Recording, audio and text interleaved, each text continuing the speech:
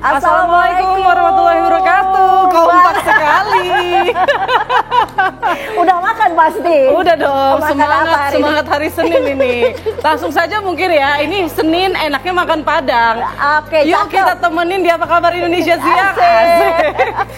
Semangat banget hari ini, Put. Ada apa aja, Put, hari ini di Apa Kabar Indonesia Siang? Wah, banyak sekali ya. Nanti kita juga akan update informasi terbaru soal diplomat muda Kementerian Luar Negeri. Arya Daru. Yang kabarnya hari ini polisi akan melakukan gelar perkara dan merilis apa perkembangan terbaru dari kasus tersebut. Dan juga masih banyak sejumlah informasi menarik lainnya. Tapi kita buka dulu ya dengan informasi pertama kita dari seorang turis asing yang nekat membawa kabur uang jutaan rupiah milik sebuah jasa penukaran mata uang asing atau money changer di Kuta, Kabupaten Badung, Bali pada Minggu siang.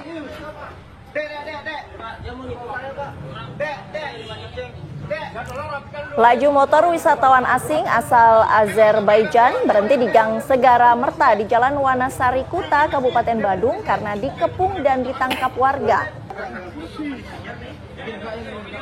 Pelaku ditangkap setelah membawa kabur uang ratusan juta rupiah milik sebuah money changer di Jalan Majapahit Legian. Aksi pelaku diketahui warga setelah korban mengejar dan menabrak motor pelaku hingga terjatuh. Warga kemudian mengikat tangan pelaku dengan tali lalu diserahkan ke Polsek Kuta.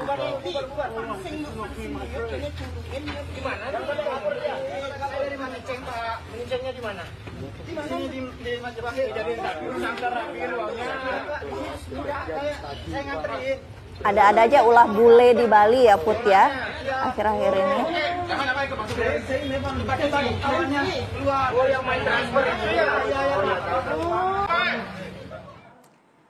Pertandingan sepak bola antar kampung yang digelar di lapangan desa Cijantra, Kecamatan Padegang, Kabupaten Tangerang, Banten berujung ricuh. Supporter dari salah satu tim masuk ke tengah lapangan untuk mengejar wasit lantaran diduga tidak adil.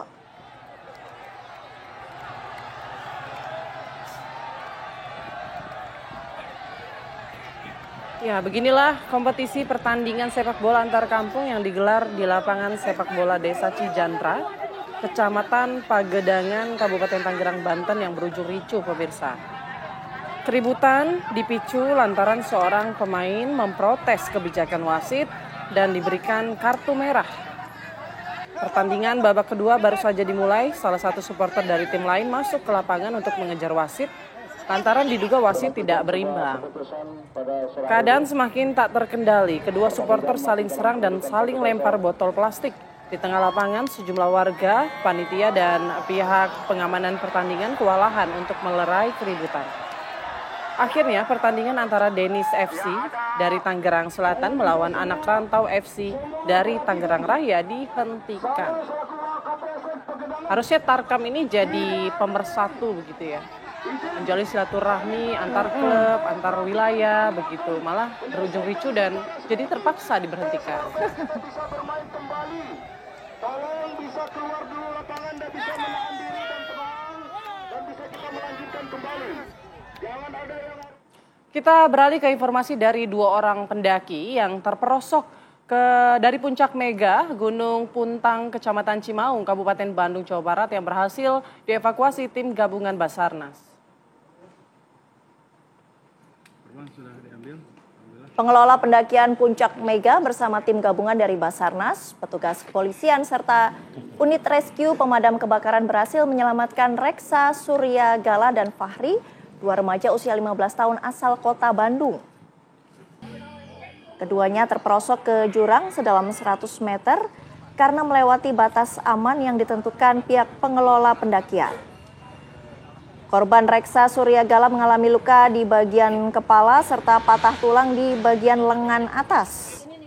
Para pendaki diimbau menaati peraturan batas aman yang sudah ditentukan, serta melengkapi peralatan dan logistik sebelum melakukan pendakian.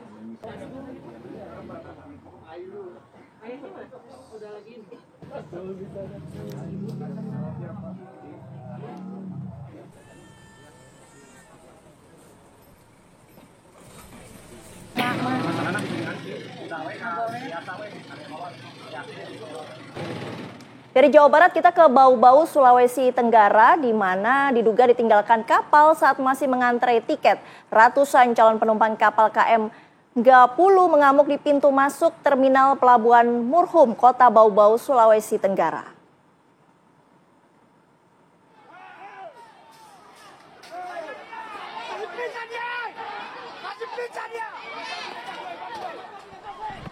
Ya, beginilah ratusan penumpang pemirsa yang berupaya mengejar kepala Bau-Bau Jasman lantaran kesal kapal yang hendak mereka tumpangi telah berlayar saat mereka tengah mengantri tiket.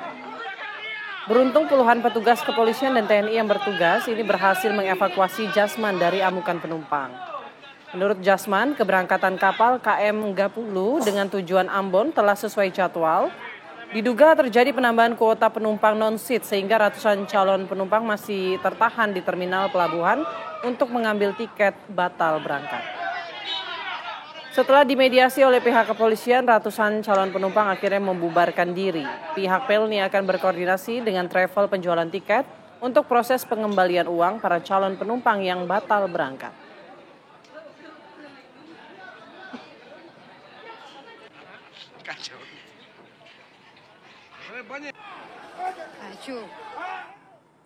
Sebanyak 8 anak buah kapal KM Mulia Abadi yang terombang-ambing selama 2 hari lebih di Laut Flores NTT akibat patah kemudi berhasil dievakuasi tim SAR.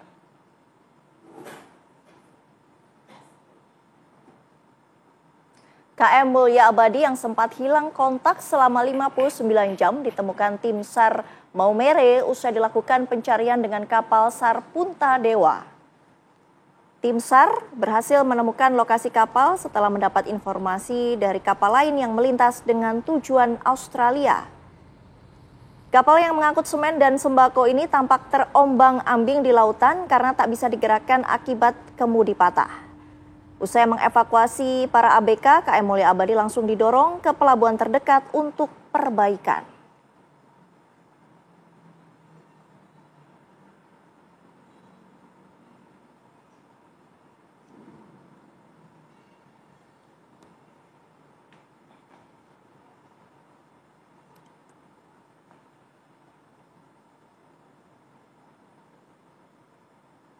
Kita beralih ke informasi lain, pemirsa. Kepolisian Resor Metro Tangerang Kota masih menyelidiki temuan mayat tanpa identitas berjenis kelamin perempuan dalam tong plastik yang ditemukan warga di aliran Sungai Cisadane, Kota Tangerang, Banten pada Minggu siang kemarin.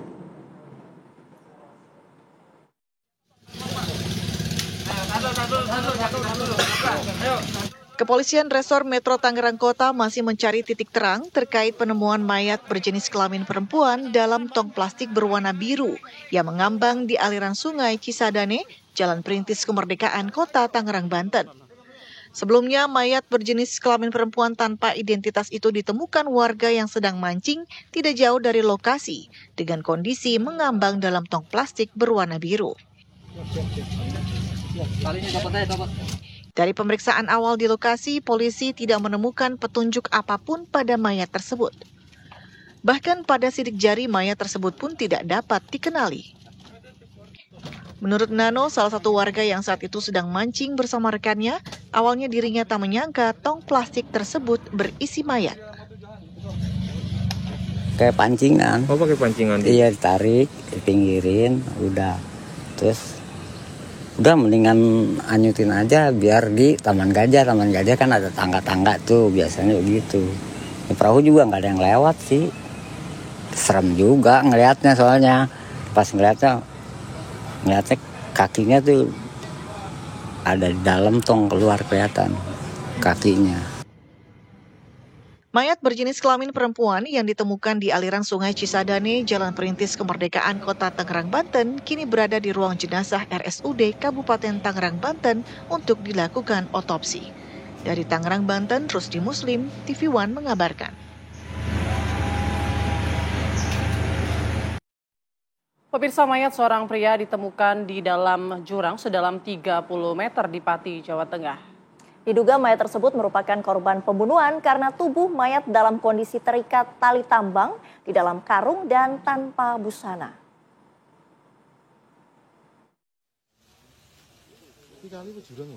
Warga desa Purwokerto, Kecamatan Kayen, Kabupaten Pati, Jawa Tengah digegerkan dengan penemuan mayat seorang pria di dalam jurang sedalam 30 meter. Mayat itu diduga menjadi korban pembunuhan karena ditemukan dalam karung dengan leher terjerat tali tambang serta tangan dan kaki juga terikat. Mayat tersebut pertama kali ditemukan oleh warga saat sedang berburu biawak. Diperkirakan mayat ini sudah meninggal lebih dari 5 hari karena kondisinya sudah mulai membusuk. Setelah berhasil dievakuasi, polisi kemudian membawa mayat tersebut ke RSUD Suwondo Pati untuk dilakukan autopsi dan mengetahui penyebab kematian korban. Mayat ini ditemukan di lubang sekitar di kedalaman 30 meter dari jalan besar, jalan umum, kemudian ditemukan seorang pencari biawak. Ya, pencari biawak ini setelah ditemukan kemudian dipastikan bahwa ini memang seorang mayat, ya, bukan biawak. Setelah itu dari keterangan si penemu ini langsung melaporkan ke Babin. Kebetulan Babin ada kegiatan di desa itu, langsung meluncur sama Babin ke TKP. Benar bahwa mayat itu ditemukan mayat. Jadi mayat ini memang dari keterangan Babin ini telah terjadi diberikan ada pembunuhan karena lehernya diikat, kemudian kakinya juga diikat. Setelah dilakukan penyelidikan, polisi berhasil mengamankan 2 orang terduga pelaku. Kedua terduga pelaku saat ini masih menjalani pemeriksaan. Dari Pati, Jawa Tengah, Abdul Rohim, TV One mengabarkan. Sementara itu, pemirsa, puluhan orang di Purworejo, Jawa Tengah menjadi korban pencopet yang beraksi saat warga menyaksikan gerebek bersih desa.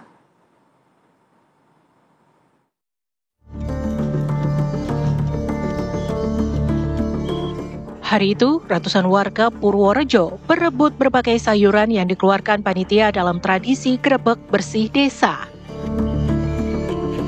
Dalam hitungan menit, satu persatu gunungan yang dikeluarkan pun ludes. Tradisi gerebek bersih desa digelar di halaman Masjid Tiban, Desa Loano, Kecamatan Loano, Kabupaten Purworejo, Jawa Tengah. Mereka yang datang tidak hanya warga setempat, namun juga dari luar Purworejo. Akibatnya, mereka pun harus berdesak-desakan untuk berebut gunungan dan sekedar menyaksikan ritual tersebut. Kondisi seperti ini menjadi ladang emas bagi para tangan jahil. Dengan sigap, mereka mengambil telepon genggam dan dompet yang berisikan uang tunai, KTP, serta SIM milik pengunjung.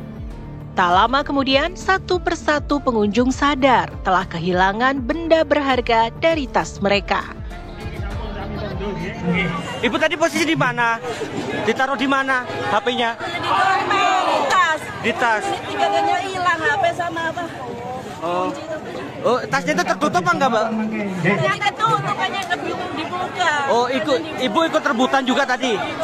Ikut rebutan juga tadi barusan? Iya, tahu nggak ada HP-nya. Tak terima dengan ulah para pencopet, korban pun mengutuk para pencopet yang selalu hadir dan mencari kesempatan di keramaian. Tak menunggu waktu lama, kantor kepolisian sektor Loano dipenuhi belasan warga yang menjadi korban di gerebek bersih desa tersebut. Mereka melaporkan peristiwa pahit yang dialaminya. Dari Purworejo, Jawa Tengah, Edi Suryana, TV One mengabarkan.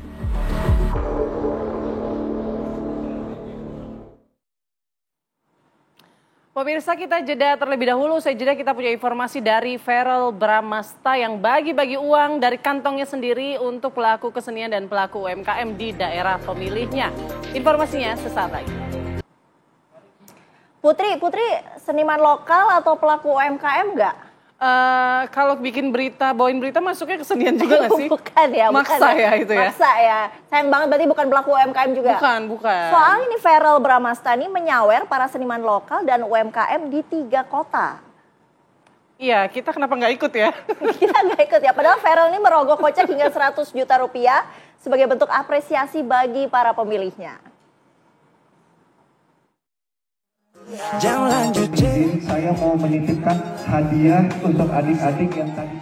Anggota Komisi 10 DPR RI, Verrel Bramasta, menunjukkan kepeduliannya. Saat kunjungan resesnya ke 3 kabupaten, yakni Purwakarta, Karawang, dan Bekasi, putra dari Vena Melinda ini merogoh kocek pribadinya sebesar 100 juta rupiah untuk diberikan kepada para pelaku UMKM dan pelaku pelestarian budaya lokal. Dalam akun media sosialnya, Verrel membagikan berbagai acara budaya yang ia ikuti, seperti sarasehan kebudayaan dan lomba tari tradisional. Masing-masing 5 juta rupiah dari uang saya pribadi. Tadi ada Kedatangan Verrel pun disambut meriah oleh berbagai kesenian daerah seperti tari, bela diri, dan musik tradisional. Verrel yang merasa tersanjung tak segan-segan merogoh koceknya untuk diberikan kepada para pelaku kesenian dan pelaku UMKM. Saya mau menitipkan hadiah untuk adik-adik yang tadi tampil. Saya berikan hadiah 10 juta rupiah. Hari ini saya mau kasih bonus untuk semua yang tampil pada sore hari ini. Masing-masing yang tampil tolong kasih bonus 5 juta rupiah. Berarti tadi ada berapa? 1, 2, 3, ada 3. Ada 4. Berarti total tolong kasih bonus tambahan 20 juta rupiah. Dari saya pribadi. Untuk semua yang tampil hari ini saya kasih bonus masing-masing 5 juta rupiah dari uang saya pribadi. Tadi ada berapa penampilan tuh? Ada 3. Berarti tolong disimpan hadiah 15 juta rupiah dari saya ya. Buat ibu-ibu Marawis dari saya bonus 5 juta rupiah juga, Bu. Uniknya, saat Verrel memberikan uang lebih pada salah satu ibu pedagang, pengunjung langsung menggasak habis dagangan ibu tersebut. Wah, semoga apa yang diambil oleh pengunjung tidak melebihi uang yang telah diberikan oleh Verrel ya. Salut deh buat Verrel yang bersedia merogoh kocek pribadi demi kemajuan daerah pemilihnya. Apalagi Verrel juga nggak ngambil gajinya sebagai anggota DPR RI. Semoga selalu istiqomah ya Verrel. Saya kasih ibu 300 ribu. Terima kasih Ratela. Saya bayarnya 400 ya. Bayarnya 200 ribu. Bayarnya 200. Kita beralih ke informasi lainnya, pemirsa. Polisi menjaring seorang juru parkir liar yang videonya viral di jejaring sosial meminta uang dengan cara paksa kepada sejumlah muda-mudi di kawasan Bundaran HI Menteng, Jakarta Pusat. Maksud kita itu nggak apa-apa bayar parkir. Juru parkir berinisial MA diamankan petugas di rumahnya yang berlokasi di kawasan Tanah Abang, Jakarta Pusat. Dari hasil pemeriksaan polisi, MA mematok uang parkir sebesar Rp10.000 per kendaraan. Namun, video viral di media sosial MA memaksa meminta uang parkir sebesar Rp20.000 hingga akhirnya terjadi keributan. MA mengaku terpaksa menjadi juru parkir liar karena sulitnya mencari kerja dan masih menganggur.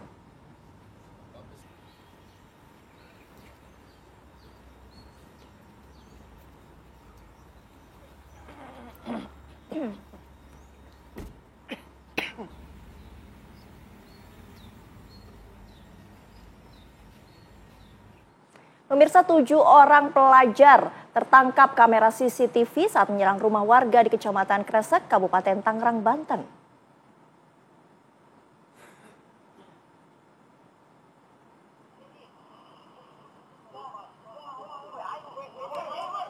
Dalam rekaman CCTV, 7 orang pelajar berboncengan 2 sepeda motor berhenti di depan rumah warga di Kecamatan Kresek, Kabupaten Tangerang, Banten.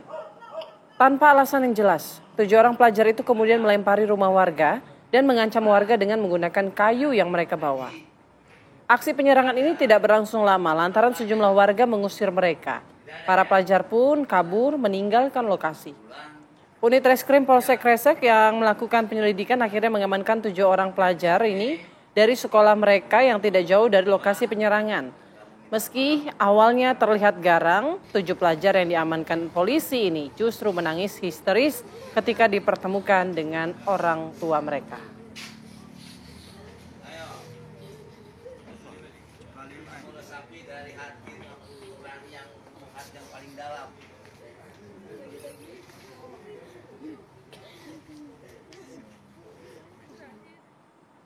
Ya, kita beralih ke informasi selanjutnya, pemirsa. Pencurian spion mobil terjadi di Jalan Muara Karang Pluit, Penjaringan, Jakarta Utara, terekam kamera pengawas.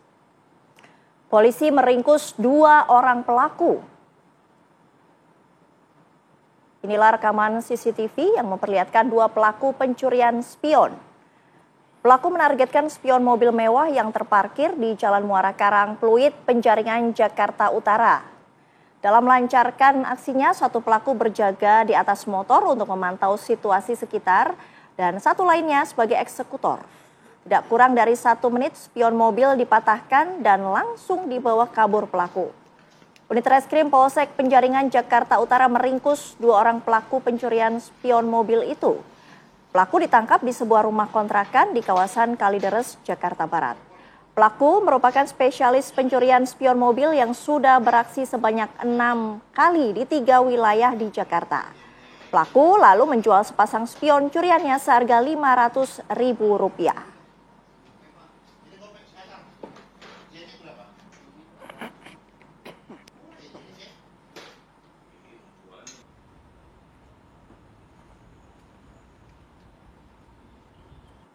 Pemirsa, beralih ke informasi lain, pemirsa. Pertandingan semifinal Piala AFF U23 antara Timnas Indonesia melawan Thailand Jumat lalu menyisihkan cerita mistis. Nah, menarik nih. Konon katanya ada aksi perdukunan, pemirsa, yang dilakukan oleh tim Thailand. Nah, benarkah demikian?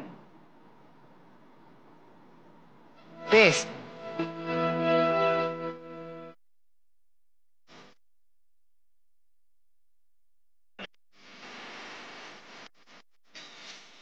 Mana sih internet? Ya, sebuah aksi tak terduga di pertandingan semifinal AFF Piala U23 antara Timnas Indonesia melawan Thailand. Ini tertangkap kamera, pemirsa, dan viral di media sosial. Dalam video tersebut terlihat seorang ofisial Timnas Thailand yang diduga melakukan ritual di pinggir lapangan. Dalam video singkat tersebut terlihat seorang ofisial Thailand ini mengenakan polo shirt hijau, tengah khusyuk berdoa, kemudian menuangkan air ke lapangan. Aksi tersebut dilakukan sesaat sebelum eksekusi tendangan penalti krusial dari pemain Timnas U23 Raihan Hanan. Diyakini ritual itu dilakukan dengan harapan tendangan penalti Raihan tidak masuk gawang. Dalam unggahan tersebut tertulis caption, momen ketika dukun Timnas Thailand U23 gagal menembus tembok kokoh lampir. Video viral tersebut menambah bumbu drama di balik kemenangan Timnas Indonesia U23 yang berhasil melaju ke final. Kurang sakti kayaknya nih ya. Harus belajar sama Mas Adam.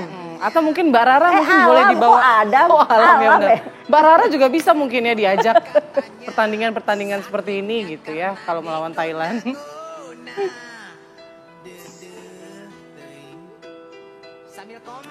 Nah, pemirsa, tahukah Anda jika sound horeg ini bukan hanya ada di Indonesia? Sita tahu nggak? Nggak tahu, ada juga di luar. Ada juga di luar negeri. Di India. Nah, para operator sound horeg ini sama persis ternyata seperti para operator sound horeg di Indonesia. Seperti apa? Kita lihat informasinya.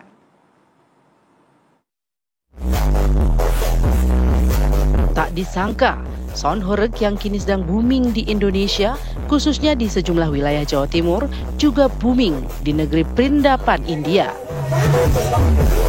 Viral di media sosial, sebuah video memperlihatkan sejumlah pria operator sound horeg di India membongkar paksa dan merusak tenda warga yang berada di pinggir jalan yang menghalangi jalur truk sound system mereka. Aksi tersebut dilakukan agar kendaraan besar mereka bisa masuk ke area acara di sebuah jalan sempit. Tenda milik pedagang ditarik dan dilipat tanpa banyak basa-basi. Kok kelakuannya sama persis dengan di Indonesia ya? Apa memang budaya sound horeg harus seperti itu?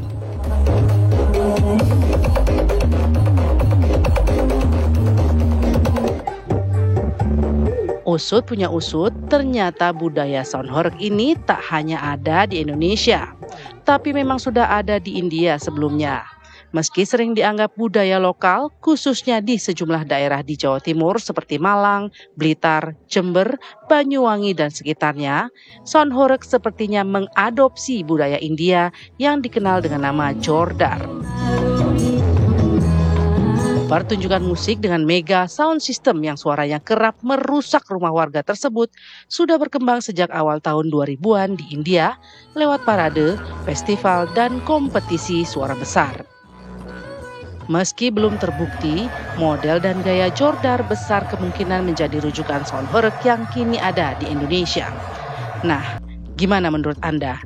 Apakah sound horeg ini masih perlu dikembangkan dan dilestarikan sebagai kebudayaan asli bangsa?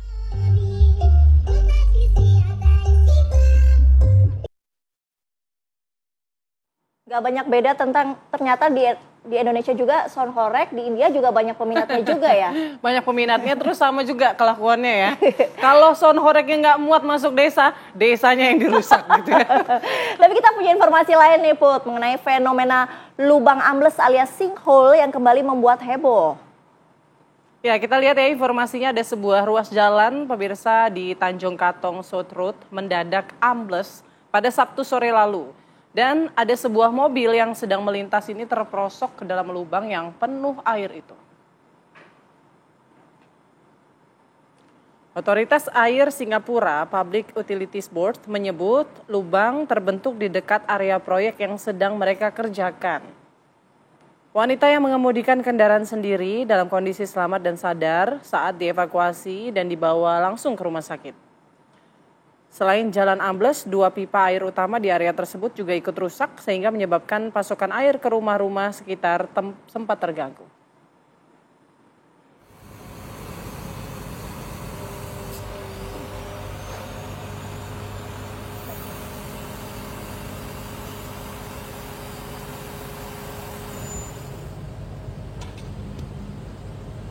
Belum ya? The windscreen came off, bro.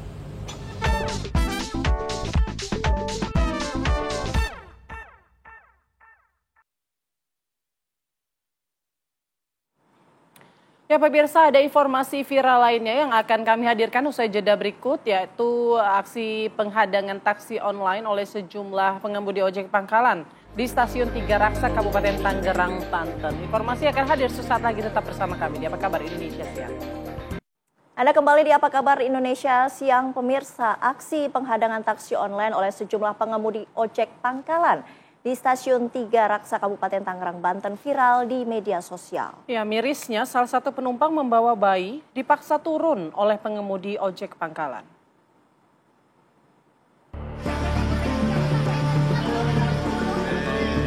Dalam video yang viral di media sosial, sejumlah pengemudi ojek pangkalan menghadang laju taksi online di Stasiun Tiga Raksa, Kabupaten Tangerang, Banten. Para pengemudi ojek pangkalan kemudian memaksa membuka pintu mobil dan meminta penumpang wanita yang sedang membawa bayi turun di tengah kondisi cuaca hujan. Insiden ini pun membuat penumpang histeris dan sempat meluapkan emosinya kepada salah satu pengemudi ojek pangkalan yang memaksa mereka untuk turun. Saksi mata Enok mengatakan peristiwa itu terjadi pada hari Jumat 25 Juli. Ketika itu, pasangan suami istri dan bayinya baru saja turun dari kereta dan memesan taksi online. Namun, baru melaju beberapa meter, taksi online yang mereka tumpangi dihadang pengemudi ojek pangkalan. Peristiwa penurunan paksa penumpang ojek online maupun taksi online sudah sering terjadi. Namun, kali ini viral karena penumpang membawa bayi dan kondisi sedang hujan. Turun bawa bayinya sambil jalan ke sono. Akhirnya pakai apa tuh si ibunya? Pakai payung, dikasih payung sama supir online kayaknya. Ya, dikasih payung anaknya. Sambil teriak-teriak ibu itu juga kan, suaminya tetap aja ngelindungin. Soalnya seorang ibu gimana sih ngelindungin anaknya, Pak? Kita juga kalau posisi gitu mungkin nggak enak ya. Anaknya diturunin di mobil gitu. Di sini kan udah dilarang taksi online, ojek online gitu. Kalau nganterin nggak apa-apa, kalau menjemput nggak boleh. Mungkin supirnya nggak tahu apa nggak tahu ya, kita cuma lihat gitu aja. Pasalnya, para pengemudi ojek pangkalan melarang pengemudi ojek online maupun taksi online mengambil penumpang di Stasiun Tiga Raksa. Mereka hanya boleh mengantar ke stasiun. Kapolresta Tangerang yang mendatangi lokasi kejadian mengatakan bahwa pihaknya sedang melakukan penyelidikan dan tengah mendalami peristiwa tersebut. 3 orang pengemudi ojek pangkalan berinisial A, N, dan J yang terekam di dalam video viral juga sudah dimintai klarifikasi oleh Unit Reskrim Polsek Cisoka. Ini kita akan mediasi teman-teman sekalian. Mudah-mudahan ini yang terakhir dan tidak akan terjadi kembali karena memang terus terang nanti yang ujungnya adalah yang menjadi korban adalah penumpang. Nah ini juga kami juga memberikan edukasi pemahaman kepada ojek pangkalan ini supaya untuk bersabar dan jangan sampai termakan emosi. Agar peristiwa serupa tidak terulang, Polresta Tangerang juga akan memfasilitasi kelompok ojek pangkalan dan ojek serta taksi online untuk melakukan mediasi demi mencari solusi untuk memastikan keamanan dan kenyamanan masyarakat dapat terjaga dengan baik. Dari Tangerang, Banten, Kusnaedi, TV One mengabarkan. Ya, lalu bagaimana pihak kepolisian melihat aksi penghadangan taksi online oleh sejumlah pengemudi ojek pangkalan di Stasiun Tiga Raksa? Saat ini kita sudah bersama dengan Kombes Pol Indra Waspada, Kapolresta Tangerang. Selamat siang, Pak Indra. Selamat siang, Mbak. Baik, terima kasih. Selamat siang, para pemirsa TV One. Pak Indra, apa tanggapan polisi, Pak, terkait insiden di Stasiun Tiga Raksa ini, di mana ada seorang penumpang lagi bawa bayi dipaksa turun oleh ojek pangkalan, padahal lagi hujan saat itu, Pak? Iya, baik. Terima kasih. Memang telah kejadian kemarin pada hari Jumat, setelah kami dapat informasi dari masyarakat, kemudian juga viral di media, saya langsung mendatangi ke TKP. Di situ kita melihat memang posisinya bahwa benar memang telah terjadi di lokasi tersebut penurunan secara paksa oleh oknum daripada ojek pangkalan yang mana mengklaim di tempat itu bahwa tidak bisa dioperasionalkan berkaitan dengan ojek online tadi. Nah, maka dari itu kami dari jajaran kepolisian segera menindaklanjuti. Kebetulan juga dari pihak korban juga sudah melaporkan kepada kami dari jajaran kepolisian. Kemudian kami juga sudah melakukan pemeriksaan beberapa saksi yang saat ini masih dalam berlangsung penyelidikan tersebut. Dan memang kalau kita lihat dari video tersebut memang sangat ironis sekali dilakukan dengan secara paksa oknum daripada opang ini. Sehingga kami dari jajaran kepolisian harus bertindak melakukan mencari siapa kira-kira yang diduga saat ini melakukan hal yang demikian kepada korban, terutama penumpang daripada ojek tersebut. Demikian, Mbak. Berarti sudah ada laporan ke polisi ya, Pak Indra ya. Namun penghadangan dan memaksa turun penumpang termasuk dalam kategori pelanggaran hukum bukan, Pak Indra? Ya, kalau itu sudah mulai penghadangan, maka bisa juga apabila si pelapor melaporkan kepada pihak kita, itu mengarah kepada tindak pidana. Makanya ketika sudah melaporkan perbuatan tidak menyenangkan, kemudian kita langsung menangani. Saat ini kita dalam rangka proses pendalaman dan pemeriksaan saksi-saksi yang ada. Dan sampai saat ini kita sudah melakukan pemeriksaan 8 saksi. Baik korban maupun yang diduga melakukan daripada penghadangan tersebut, Mbak. Demikian, Mbak.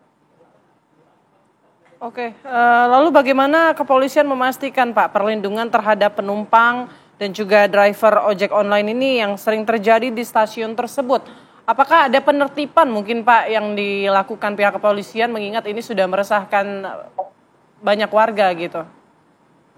Baik, Mbak. Ya, makanya kemarin begitu kejadian saya langsung datang, Mbak, ke lokasi, menetralisir, kemudian saya ingin tahu persis bagaimana sebetulnya terjadi di sana. Kalau dari dua versi, Mbak, yang pertama dari opang sendiri bahwa mereka mengklaim bahwa dari ojek pangkalan ini sudah melakukan kesepakatan dengan ojek online, bahwa di lokasi tersebut memang diperuntukkan hanya khusus dari ojek pangkalan saja. Sehingga apabila ingin penumpang ingin ditumpangi oleh ojek pangkalan dulu, Mbak. Setelah itu baru nanti diarahkan kepada ojek online. Nah, itu yang menyulut kemarahan daripada ojek opang tadi. Makanya saya menyampaikan kemarin, itu saya datang ke TKP, saya kumpulkan kedua belah pihak, saya sampaikan bahwa kita selesaikan tidak secara dengan emosi, kita selesaikan dengan secara kekeluargaan, dengan akal sehat, hingga mendapatkan titik temu. Seperti itu. Karena sekali lagi, kalau seperti ini yang dikorbankan adalah korban penumpang. Sehingga akhirnya korban ini melaporkan pada pihak kami. Seperti itu, Mbak. Kesepakatan antara ojek pangkalan dengan ojek online itu termasuk untuk tipe mobil ya Pak ya? Mobil juga tidak boleh masuk ke area di sekitar stasiun itu? Ya, untuk sementara yang kami dapat, mobil itu taksi online. Sifatnya, iya, sementara baru lisan, Mbak. Rencana minggu ini di hari Kamis, saya sudah memfasilitasi dengan pemerintah daerah dalam ini dengan Forkopimda, Kecamatan Cisoka, nanti akan dipimpin langsung oleh Kapolsek dan Ramil dengan para tokoh-tokoh untuk kita panggil, Mbak. Kedua belah pihak untuk kita mediasi. Nah, disitulah akan kita gali informasi apakah benar dulunya sudah ada perjanjian antara kedua belah pihak, Pak. Karena memang kemarin kami baru dapat informasi secara lisan saja bahwa memang ada kesepakatan antara ojek pangkalan dengan ojek online ini berkaitan dengan wilayah, bahasanya wilayah seperti itu, Mbak. Sehingga kemarin bahasanya wilayah itu dilanggar sehingga menyulut emosi daripada ojek pangkalan tadi, Mbak. Demikian, Mbak. Oke, tapi kan Pak, kesepakatan ini kan resmi atau tidak begitu? Karena kalau tidak resmi kan tidak bisa menjadi pegangan juga untuk driver taksi online ataupun juga ojek online begitu. Apakah ada solusi lain mungkin yang direkomendasikan dari pihak kepolisian untuk permasalahan seperti ini tidak terjadi lagi di lokasi yang sama? Betul, Mbak. Makanya kami sampaikan kepada kedua belah pihak nantinya. Kita akan mendengar dulu, Mbak, antara kedua belah pihak, apa nanti dari saran mereka. Kemudian kita berikan edukasi. Bahwasanya memang dalam aturan, memang tidak ada aturan yang baku tentang wilayah, Mbak. Jadi dimanapun masyarakat ingin menumpang online itu ya kita harus bisa menerima seperti itu. Makanya nanti kita akan memberikan pahaman kepada mereka bahwa kalau dalam urusan posisi ojek pangkalan, ojek online itu tidak tertuang secara resmi berkaitan dengan pembagian wilayah, Mbak. Hanya sifatnya kesepakatan aja antar kedua belah pihak itu tadi, Mbak. Makanya nanti pada saat pertemuan juga saya ingin melihat sejauh mana sih kesepakatan antara mereka berdua seperti itu, Mbak. Demikian, Mbak. Iya, oke. Terima kasih Kapolresta Tangerang Kombes Pol Indra Waspada atas waktunya. Baik, Mbak. Terima kasih.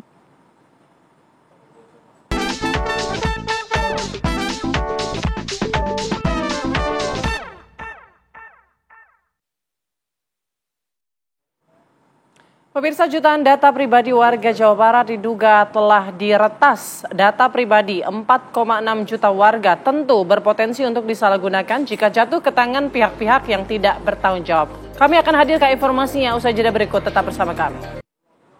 Anda kembali di Apa Kabar Indonesia Siang. Pemirsa, jutaan data pribadi warga Jawa Barat diduga telah diretas. Ya, untuk itu pemerintah pun langsung berkoordinasi dengan tim Cybercrime Polda Jawa Barat.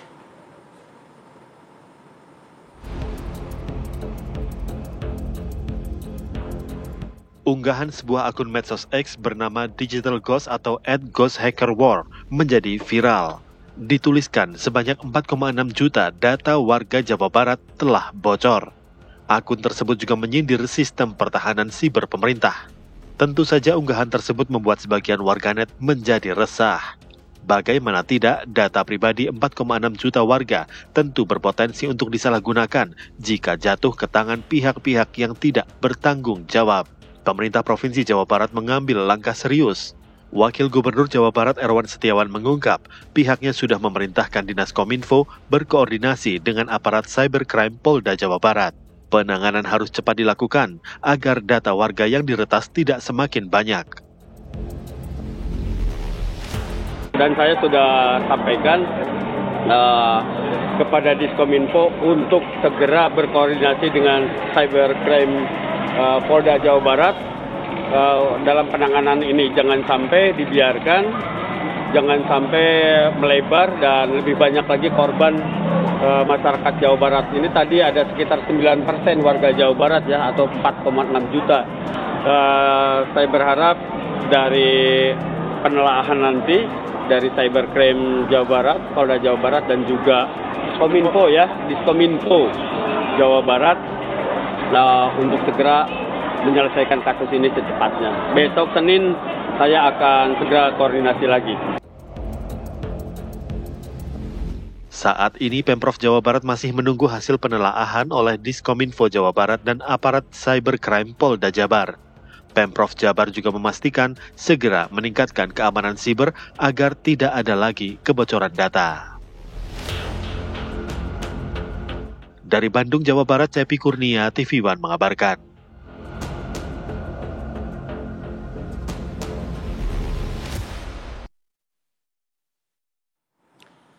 Ya, lalu langkah apa yang diambil pemerintah Provinsi Jawa Barat dengan adanya informasi data warga yang bocor? Kita sudah terhubung dengan Sekda Provinsi Jawa Barat, Bapak Herman Suryatman. Selamat siang, Pak Herman. Selamat siang. Assalamualaikum. Waalaikumsalam warahmatullahi wabarakatuh. Tampaknya semangat ini sudah menunjukkan ada solusi nih dari pihak Jawa Barat, Pemprov Jawa Barat ya Pak. Tapi saya sebelum menuju ke solusi atau langkah yang diambil dari pemerintah provinsi, saya penasaran sebetulnya 4,6 juta data warga ini kok bisa bocor Pak?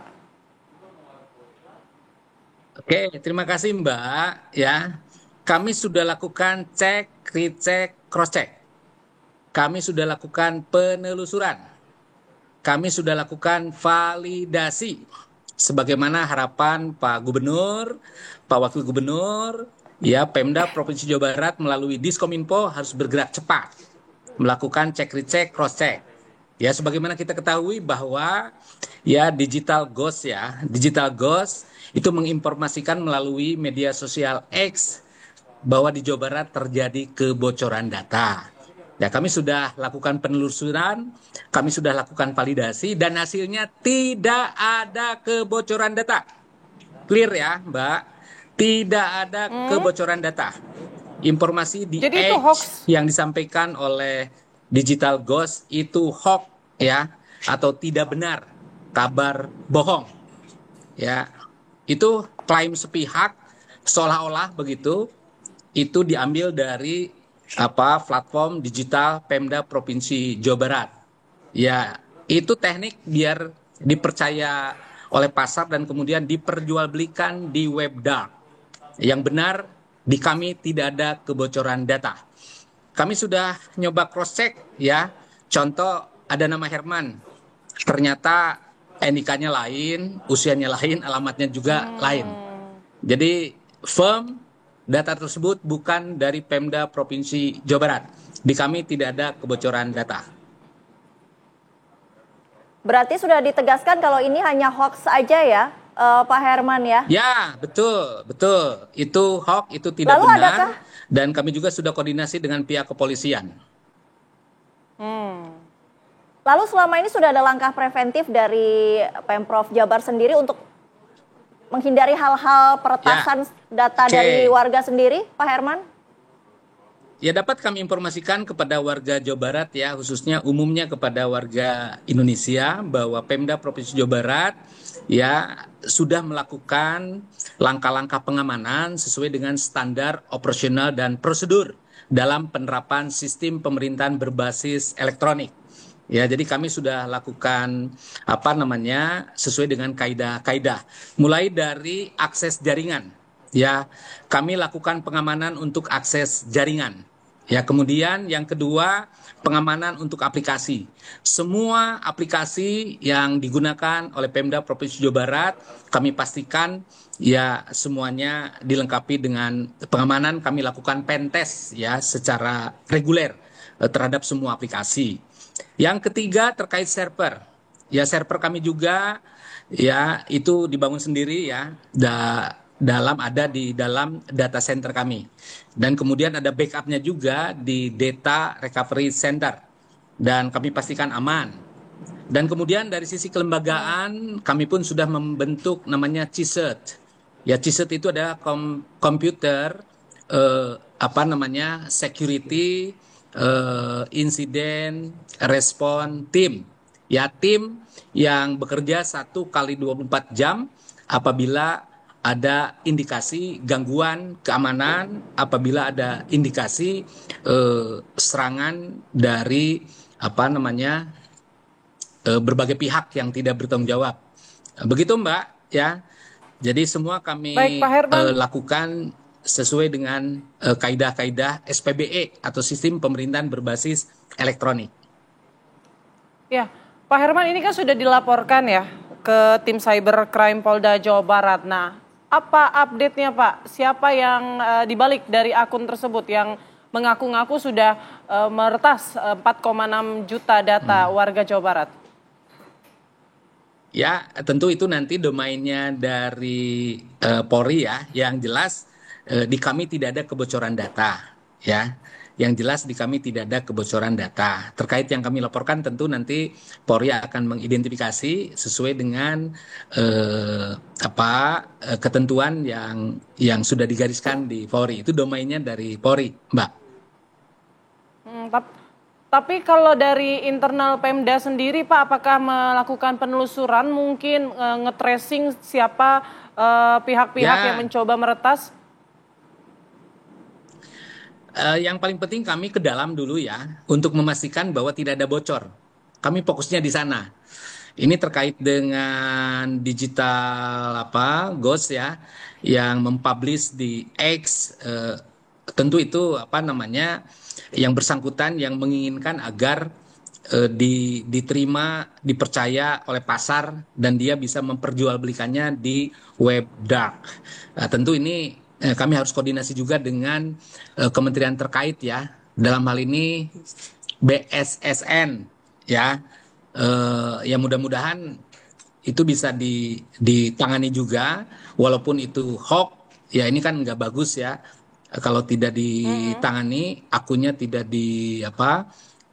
diamankan begitu, karena bisa menyebabkan simpang siur ya. Ya bagaimanapun juga masyarakat kita literasi digitalnya kan terbatas. Ya, apabila ada informasi hoax, ada informasi simpang siur tidak secepatnya ditangani, itu akan mempengaruhi persepsi masyarakat, khususnya terkait dengan kepercayaan masyarakat kepada pemerintah, dalam hal ini kepada Pemda Provinsi Jawa Barat. Nah, karena itu Kadis Kominfo sudah mengambil langkah juga membuat press release ya, yang di-share ke semua media. Ya, kami juga sama sudah share di media sosial untuk memastikan warga Jawa Barat tenang, warga Jawa Barat tidak perlu galau, dan data yang kami kelola, baik data pemerintahan maupun data pribadi warga yang ada di berbagai platform digital yang dikelola oleh Pemda Provinsi Jawa Barat, kami pastikan aman. Sekali lagi, ya semua data, termasuk ada data pribadi yang dalam kendali Pemda Provinsi Jawa Barat ya, yang dikelola oleh kami, semua aman. Kami sudah telusuri, kami sudah validasi. Ya, itu Mbak. Baik, terima kasih Sekda Provinsi Jawa Barat Herman Suryatman atas waktunya. Selamat siang. Ya, sama-sama. Selamat siang. Jadi mohon tenang semuanya dan kami tetap waspada. Ya, karena tantangan, ancaman selalu ada. Ya, hatur nuhun. Assalamualaikum. Waalaikumsalam. Terima kasih Pak Herman.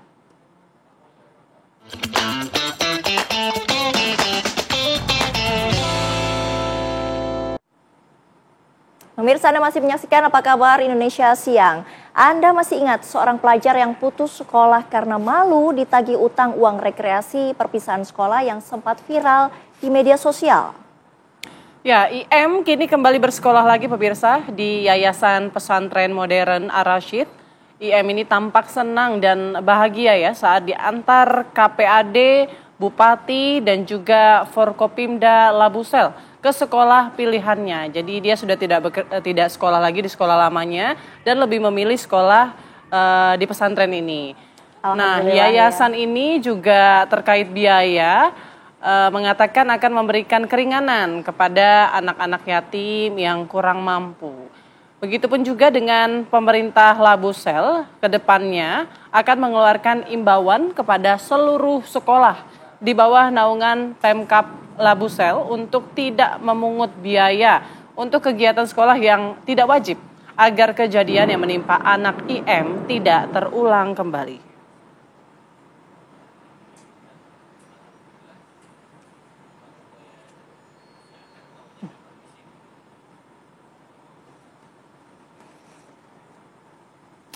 Ya, kita ke informasi selanjutnya, pemirsa. Ada seorang pria tua yang merupakan pedagang mainan tewas ditabrak kereta api di Banjar, Jawa Barat saat menyeberang perlintasan. Warga di sekitar perlintasan kereta api di Balokang, Banjar, Jawa Barat mengerumuni lokasi korban tertabrak kereta api. Menurut warga, peristiwa itu terjadi ketika korban yang mengendarai sepeda motor menyeberang perlintasan kereta api. Di saat yang bersamaan melaju kereta dari arah Kutoarjo menuju Kiara Condong, Bandung. Warga sempat berteriak, memperingati, namun korban tidak mendengar hingga akhirnya ditabrak kereta. Setelah dilakukan proses identifikasi, polisi mengirim jasad korban ke ruang jenazah RSUD Banjar sebelum diserahkan ke pihak keluarga.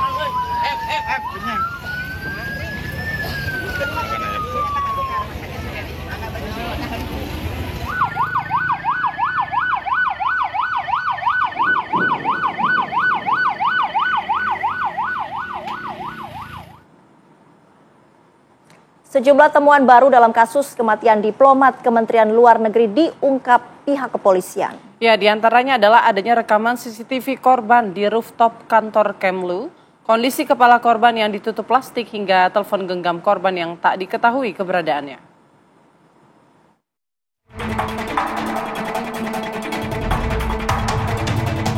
Kasus kematian diplomat Kementerian Luar Negeri RI Arya Daru Pangayunan masih menyisakan teka-teki. Kepolisian masih terus mendalami sejumlah fakta-fakta baru yang ditemukan. Kabid Humas Polda Metro Jaya Kombes Pol Ade Arisyam Indradi mengungkapkan sejumlah temuan baru. Di antaranya mengenai rekaman CCTV di gedung Kemlu yang merekam Arya Daru sempat naik ke rooftop di lantai 12 dan berdiam selama beberapa waktu.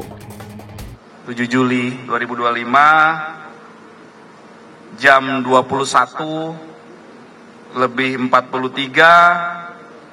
sampai jam 23:09 atau sekitar 1 jam 26 menit diduga korban berada di rooftop lantai 12 gedung Kemenlu. Kemudian penyelidik mendapatkan fakta bahwa berdasarkan pengamatan CCTV tersebut, awalnya korban naik membawa tas gendong dan tas belanja. Kemudian saat turun, korban sudah tidak membawa tas gendong dan tas belanja. Inilah fakta yang ditemukan. Saat jenazah korban ditemukan, kepalanya tidak hanya terlilit lakban, tetapi juga tertutup plastik. Keberadaan telepon genggam milik Arya Daru pun masih menjadi misteri. Polisi telah mengamankan rekaman kamera pengawas dari 20 titik dan tengah merangkai kepingan-kepingan teka-teki kematian Arya Daru. Penyebab pasti tewasnya Arya Daru turut diuji melalui autopsi terhadap jasad korban. Tak hanya itu, pemeriksaan toksikologi dan histopatologi terhadap organ dalam korban pun dilakukan. Kompolnas yang turut ambil bagian mengawal kasus ini menyebut ada 3 tempat yang penting dalam penyelidikan kasus kematian Arya Daru. 3 tempat krusial itu diantaranya tempat kos, pusat perbelanjaan hingga tempat kerja Arya Daru. Sementara Kementerian Luar Negeri menyatakan posisinya untuk tidak berinterpretasi menanggapi penyelidikan kasus kematian diplomat Arya Daru Pangayunan yang masih berjalan. Sepenuhnya menyerahkan proses pemeriksaan pada kepolisian RI yang merupakan satu-satunya pihak yang berwenang menangani kasus ini. Lantas akankah penyebab kematian Arya Daru yang sebenarnya bakal segera terungkap? Tim TV One mengabarkan.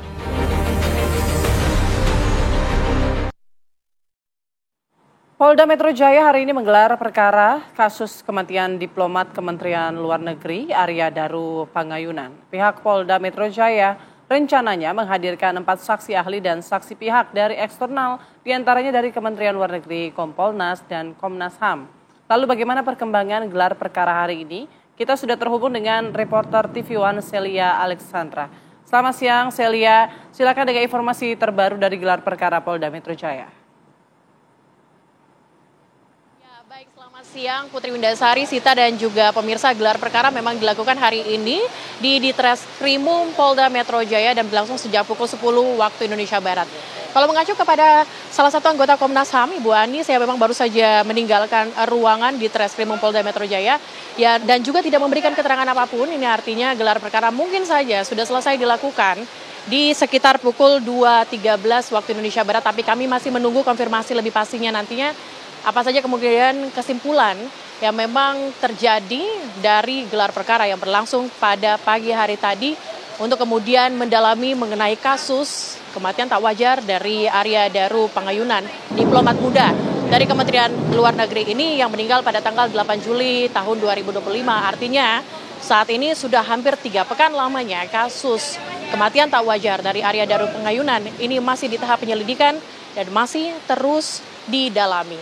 Dan dalam gelar perkara kali ini pemirsa ada sejumlah pihak kemudian yang dihadirkan untuk mendalami apa saja kemudian bukti-bukti yang memang sudah dikumpulkan ataupun dihimpun hingga saat ini dan juga nanti bisa menjadi dasar untuk kesimpulan dari kasus ini. Ada sejumlah pihak pemirsa dari pihak internal maupun pihak eksternal. Pihak eksternal yang diundang pada kesempatan kali ini diantaranya adalah Komnas HAM. Seperti tadi kita sudah lihat, Komnas HAM sudah meninggalkan Ditreskrimum, kemudian juga ada Kompolnas dan Kementerian Luar Negeri yang turut diundang untuk melakukan proses gelar perkara kali ini.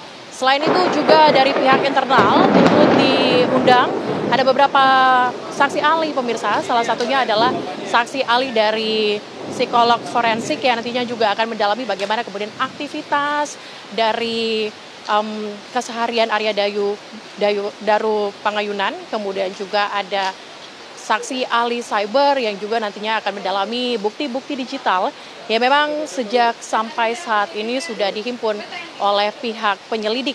Dan selain itu juga ada dari ahli toksikologi dan juga ahli bedah yang juga akan mendalami hasil otopsi yang hingga kini masih akan ditunggu bagaimana kemudian hasil otopsi yang dilakukan terhadap tubuh ataupun mayat dari Arya Daru Pangayunan.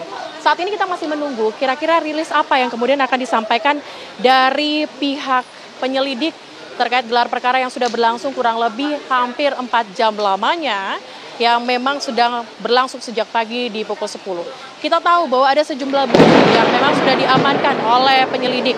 Di antaranya penyelidik sudah memeriksa ada 20 titik CCTV. Penyelidik juga sudah memeriksa CCTV yang berada di 3 titik lokasi di pusat perbelanjaan, kemudian di Kementerian Luar Negeri dan juga di kamar indekos milik Arya Daru Pangayunan. Selain itu dia juga sudah memeriksa sejumlah saksi, ada 15 orang saksi memang sudah diperiksa oleh penyelidik. Di antaranya adalah individu yang berada di indekos, kemudian keluarga dan juga kolega kerja.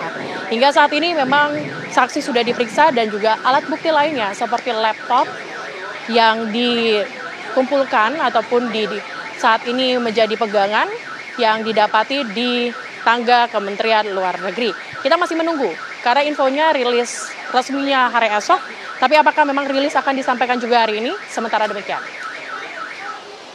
Celia, adakah informasi yang beredar mengenai bukti baru yang diungkap dalam gelar perkara hari ini seperti asal muasal dari lakban kuning, kemudian isi tas yang ditinggalkan oleh Arya Daru di rooftop Kemlu? Adakah informasi seperti itu, Celia? Baik, mohon maaf saya tidak mendengar suara Anda dengan jelas. Mungkin Anda bisa ulangi lagi pertanyaan Anda. Celia, adakah informasi yang beredar mengenai bukti-bukti baru yang diungkap dalam gelar perkara hari ini, seperti mungkin asal dari lakban kuning, kemudian isi dari tas gendong yang dibawa oleh Arya Daru ketika berada di rooftop lantai 12 Kemlu, Celia? Baik, kami mendapatkan informasi mengenai kedua hal yang Anda tanyakan, Sita, tetapi saya akan jawab satu persatu mengenai lakban kuning. Tadi kami mendapatkan informasi langsung dari Kabid Humas Polda Metro Jaya Ade Ari ini mengatakan bahwa lakban yang digunakan oleh Arya Daru Pangayunan ini adalah lakban yang ia beli di toko merah di Yogyakarta dan lakban itu pun juga berada di rumah Arya Daru Pangayunan di Yogyakarta. Dan sampai saat ini penyidik sudah mengambil lakban tersebut untuk dijadikan salah satu bukti dan juga nantinya dicocokkan dengan lakban yang digunakan untuk ataupun untuk melilit wajahnya. Tapi tadi kami mendapatkan informasi juga bahwa lakban tersebut pada umumnya digunakan oleh diplomat muda ataupun diplomat pada khususnya ketika berpergian untuk menandai barang-barang miliknya sehingga mudah dikenali atau mudah didapati nantinya karena menggunakan lakban dengan warna yang mencolok. Untuk satu hal lainnya yakni mengenai isi tas. Kami mendapatkan informasi bahwa isi tas tersebut adalah laptop, ada juga obat-obatan, ada juga pakaian di dalamnya. Dan tadi kami dapatkan informasi dari Kasubdit Penmas bahwa meskipun hingga saat ini handphone Arya Daru Pangayunan belum ditemukan, namun dari pihak penyelidik memang sudah bisa mengumpulkan sejumlah bukti arsip chat dari email Arya Daru Pangayunan yang memang terdapat atau tersinkronkan di laptop dari Arya Daru yang ditinggalkan dalam tas tersebut. Sementara demikian, kita masih menunggu kira-kira apa saja bukti-bukti kuat yang kemudian bisa saja membuat kasus ini naik ke penyidikan nantinya. Kita tunggu hal itu dan tunggu rilisnya dari pihak penyelidik. Baik, terima kasih Celia Alexandra mengabarkan langsung dari Polda Metro Jaya.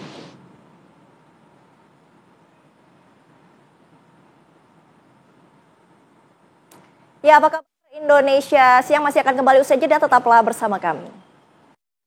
Kembali di Apa Kabar Indonesia Siang, pemirsa, ratusan warga Gresik, Jawa Timur berebut buah dan sayuran segar di acara Petro Agri-Food Expo 2025.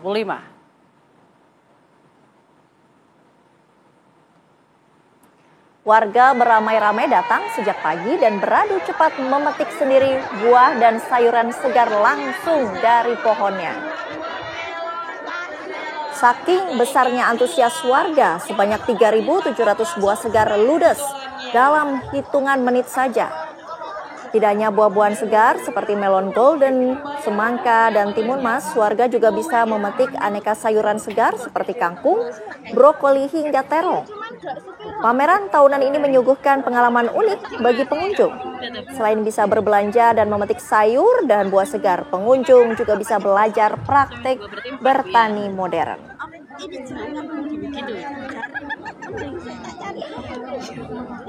Bisa ambil di kasir 5 ya Bapak Ibu sekalian. Dan ini baru saja di kacamata hitam bisa diambil di kasir 2. Akibat minimnya ruangan belajar, puluhan siswa SDN di Cianjur, Jawa Barat selama 3 tahun terpaksa harus belajar di dalam musola. Mirisnya para siswa belajar tanpa kursi dan meja.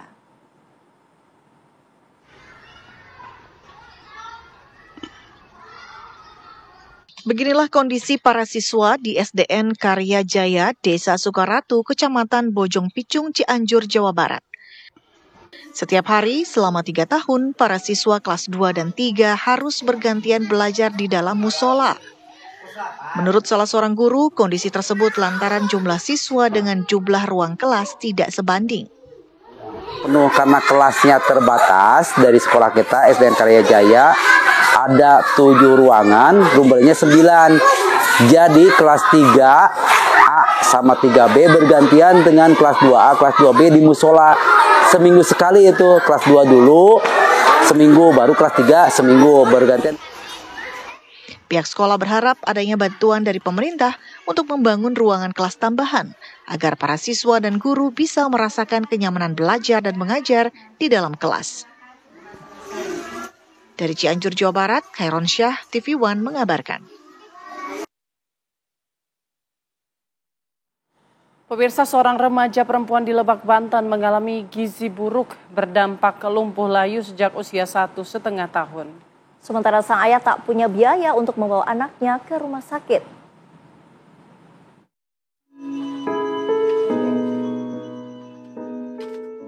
Sally, seorang remaja perempuan di Kampung Lebak Sambel, Kelurahan Cijoro, Lebak, Kecamatan Rangkas Bitung, Kabupaten Lebak, Banten, alami lumpuh layu. Menurut ayahnya, Sally sejak usia 1,5 tahun telah mengalami gizi buruk.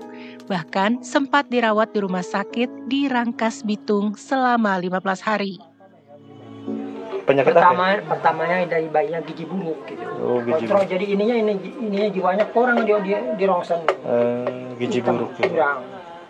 Berarti sudah berapa tahun ini gizi buruk Pak ke sini? Ya berapa tahun udah jadi meningkat bukannya sembuh malah ya. Pak pernah dirawat ke rumah sakit nggak Pak? Pernah dulu tuh. Berapa kali Pak? Waktu bayi satu kali. Satu kali doang. Nggak ada yang ngurus, semuanya lagi kabur gitu. Keterbatasan uang dan tidak ada yang menemani Sally saat di rumah sakit membuat Harley akhirnya membawa Sally pulang dan merawatnya di rumah sendirian lantaran istrinya telah pergi meninggalkan mereka. Namun 15 hari dia nggak mau ngurus lagi, kabur dia kawin sama orang lain. Oh jadi istri Bapak kabur, kawin sama orang lain. Kawinnya sama orang tuanya. Waktu anak Bapak umur berapa tahun tadi? 1,5 tahun. Sekarang udah berapa tahun anaknya Pak? Ini 18 tahun. Sehari-hari Harley bekerja sebagai pemulung di area bantaran Sungai Ciujung. Hasilnya dipakai untuk memenuhi kebutuhan harian dan membeli susu bagi anaknya. Kalau sekarang mah ya begitu tuh, mungutin sampah. Mungutin sampah kalau ada yang betulin jam dinding gitu. Betulin nggak jarang, satu bulan satu kali juga. Itu ngambil plastik sampah apa gimana? Satu plastik sampah itu lumayan lah. Per kilo berapa duit Pak? Per kilo kalau yang asoy cuma 500. Plastik yang warna putih? Iya, kalau yang bungkusan gitu 1.000. Paling 3 hari itu paling dapat 10.000, kemarin jual dapat 9.000 3 hari. 3 hari 10.000. Kondisi ekonomi yang sangat terbatas dan tidak adanya ibu yang memberikan perhatian dan kasih sayang membuat Sally tumbuh menjadi remaja putri di atas ranjang selama hidupnya.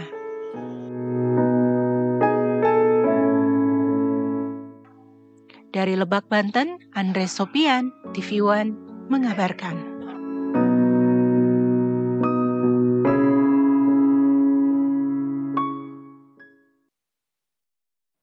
Informasi tadi sekaligus menutup apa kabar Indonesia siang hari ini. Tapi saya punya pantun, Putri.